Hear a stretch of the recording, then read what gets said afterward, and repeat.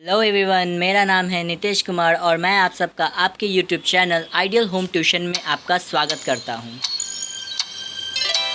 Welcome to Ideal Coaching Centre. आज का हमारा टॉपिक है पावर शेयरिंग। ये सोशल स्टडीज़ का सिविक सेक्शन का पहला चैप्टर है।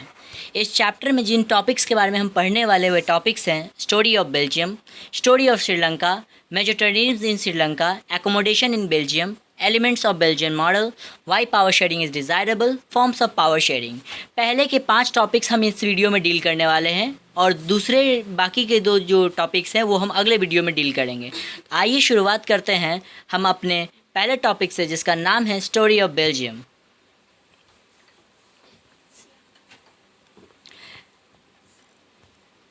बेल्जियम एक छोटा सा देश है जिसका इलाका हरियाणा स्टेट जितना है। इसकी आबादी 1 करोड़ के करीबन में है, 1 करोड़, और ये हरियाणा स्टेट जितना बड़ा है। इसकी आबादी 59% है जो कि फ्लेमिश रीजन में रहती है। इसकी आबादी 59% है जो फ्लेमिश रीजन में रहती है और ये डच भाषा बोलती है, और 40% आबादी वैलोनिया रीजन में रहती है और फ्रेंच भाषा बोलती है। रिमेनिंग परसेंटेज जो बचे हुई आबादी है वो जर्मन भाषा बोलती है। बेल्जियम का कैपिटल है ब्रुसेल। बेल्जियम का कैपिटल है ब्रुसेल। ऐसे ये बात तो आप सभी को पता होगा कि बेल्जियम का कैपिटल ब्रुसेल है। ब्रुसेल की 80% आबादी फ्रेंच बोलती है और 20% आबादी डच बोलती है। एक हिसाब से हम कह सकते हैं कि बेल्जियम में जो 59% फ्लेमिश रीजन में रहते हैं और डच बोलते हैं वो बेल्जियम में मेजॉरिटी में आते हैं और फ्रेंच कम्युनिटी आपका माइनॉरिटी में आते हैं। लेकिन जब बात हम उसके राजधानी ब्रुसेल की करते हैं तो इससे ये पता चलता है कि फ्रेंच बोलने वालों की मेजॉरिटी ज़्यादा है ब्रुसेल में और डच बोलने वालों की ज़्यादा संख्या माइनॉरिटीज़ में आती है। यहाँ पे एक मैप दिया हुआ है जिसमें हम साफ साफ देख सकते हैं ऑरेंज रीजन बेल्जियम को, ब्रुसेल को दर्शाता है जो कि बेल्जियम का राजधानी है। रेड रीजन आपके फ्रेंच स्पीकिंग कम्युनिटी को दर्शाता है। येलो रीजन फ्लेमिश रीजन को दर्शाता है जहाँ के लोग डच भाषा बोलते हैं, और जो रेड स्ट्राइप्ड एरिया है वो जर्मन लोगों के लिए है जो जर्मन भाषा बोलते हैं।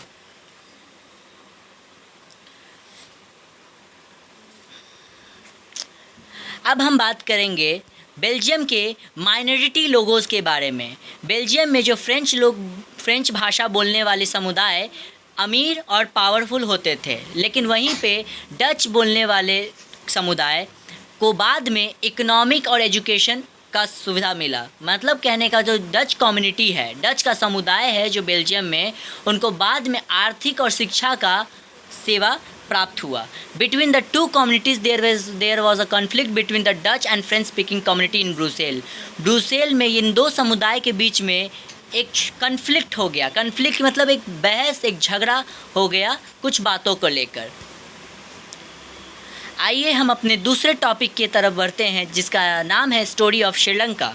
श्रीलंका एक आइलैंड नेशन है। आइलैंड नेशन कहने का मतलब है ये एक द्वीप देश है। द्वीप देश जहाँ पे ये पूरी तरह चारों तरफ से पानी से घिरा हुआ है। इसकी आबादी 2 करोड़ के लगभग में है और यहाँ पे 2 मेजर ग्रुप्स हैं, 2 मेजर समुदाय हैं। जो एक आते हैं सिन्हाला स्पीकर, एक आते हैं तमिल स्पीकर। सिन्हाला स्पीकर जो हैं वो 78% आते हैं और तमिल स्पीकर आपके 18% हैं। श्रीलंकन तमिल किसे कहते हैं हम अब जानेंगे। श्रीलंकन तमिल किसे कहते हैं?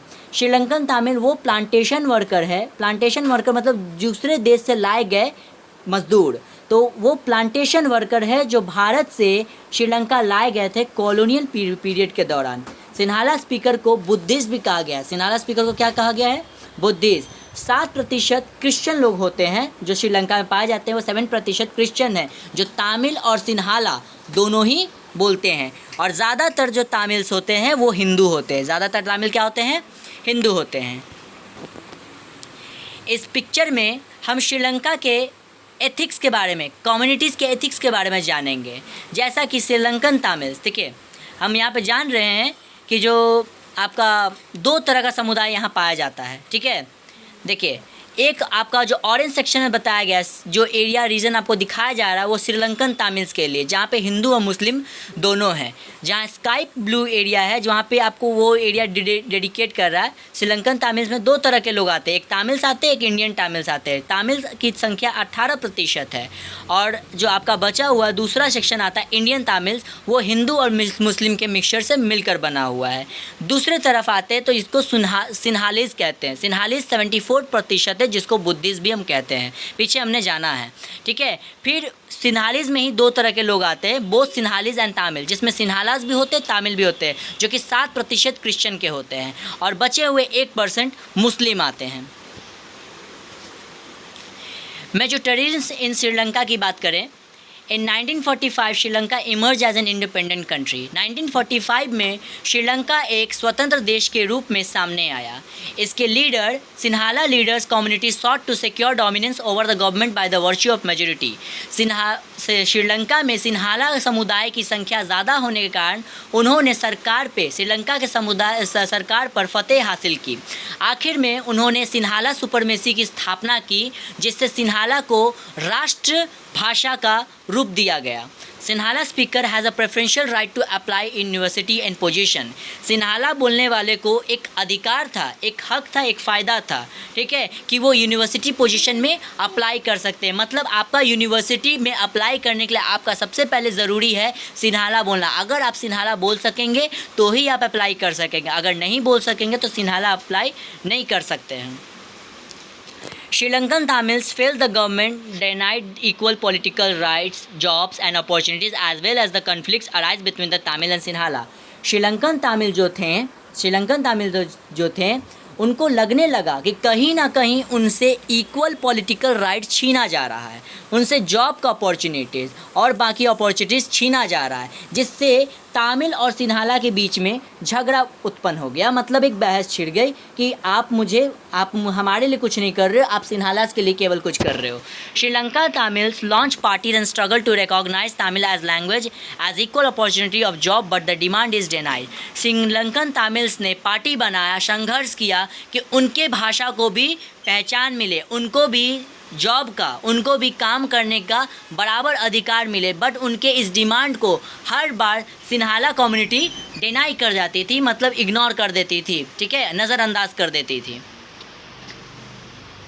सेवरल ऑर्गेनाइजेशन आर फॉर्म, लगातार पार्टियाँ बनती गई, ऑर्गेनाइजेशन बनते गए और बार बार उनके नीड्स को, उनके ज़रूरत को डिनाई कर दिया गया। किनके द्वारा? सिन्हाला कम्युनिटी के द्वारा। ये जो मतभेद की भावना थी, ये जो अंधविश्वास की भावना थी, जो 2 समुदाय के बीच में थी, आखिर में एक बहुत बड़ी जंग का रूप ले लिया। It lead to a civil war. Okay, now we are discussing on accommodation in Belgium. अब हम एकोमोडेशन इन बेल्जियम के बारे में पढ़ने वाले हैं। Belgian leader recognized the regional differences, cultural diversity and after they amended their constitution for 4 times. Belgium के नेता ने बहुत सारे अंतर देखे, कल्चर के आधार पर और रीजन के आधार पर। इन सभी चीज़ों को मद्देनज़र रखते हुए उन्होंने अपने संविधान को 4 बार बनाया। उन्होंने अपने संविधान को 4 बार बनाया। किसके आधार पर? Cultural and regional differences, diversity के आधार पर, ठीक है। इन सभी चीज़ों को नज़र रखते हुए उन्होंने अपने संविधान को 4 बार बनाया। This arrangement is that would enable everyone to live in same country. ये एक ऐसा अरेंजमेंट था, ये एक ऐसा योजना था, ये एक तरह का इस तरह का सिस्टम बनाया गया था जिसमें हर कोई एक ही देश में शांतिपूर्वक रह सकता था। Now we are discussing elements of Belgian model. Belgian model कहने का मतलब कॉन्स्टिट्यूशन के कुछ इंपॉर्टेंट तर्क, ठीक है, जो इसी के आधार पर हमारा कॉन्स्टिट्यूशन बना था। Constitution prescribe that number of minister of Dutch and French speaking community should be equal. संविधान कहता है कि मिनिस्टर, डच बोलने वाले मिनिस्टर की संख्या, फ्रेंच बोलने वाले मिनिस्टर की संख्या शुड बी इक्वल, बराबर होगी। कितनी होगी? बराबर होगी। Many powers of central government is given to state government. बहुत सारे ऐसे पावर थे जो सेंट्रल गवर्नमेंट के पास थे, उससे लेकर स्टेट गवर्नमेंट को दे दिया गया। Brussels has a separate government. अब बात करते ब्रुसेल की, जो कि बेल्जियम की राजधानी है। बेल्जियम के पास अपनी ही एक सरकार थी। Brussels has a separate government. Brussels के पास अपनी ही एक सरकार थी। And both the community has equal representative. और दोनों ही समुदाय में बराबर के बराबर नेता थे। दोनों ही समुदाय में बराबर नेता थे।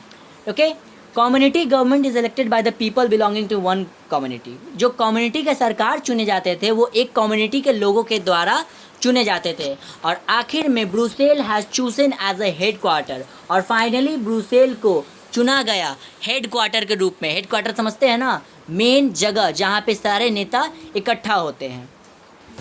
आज के वीडियो में बस इतना ही। उम्मीद करता हूँ आप लोग को ये वीडियो पसंद आया होगा। अगर वीडियो पसंद आए तो लाइक्स करें, शेयर करें, सब्सक्राइब करें। बाकी का जो हमारा 2 टॉपिक्स है, जैसे why power sharing is desirable and forms of power sharing, वो हम अगले वीडियो में डिस्कस करेंगे। तब तक के लिए हमारे साथ बने रहिएगा। थैंक्स। शुभ रात्रि।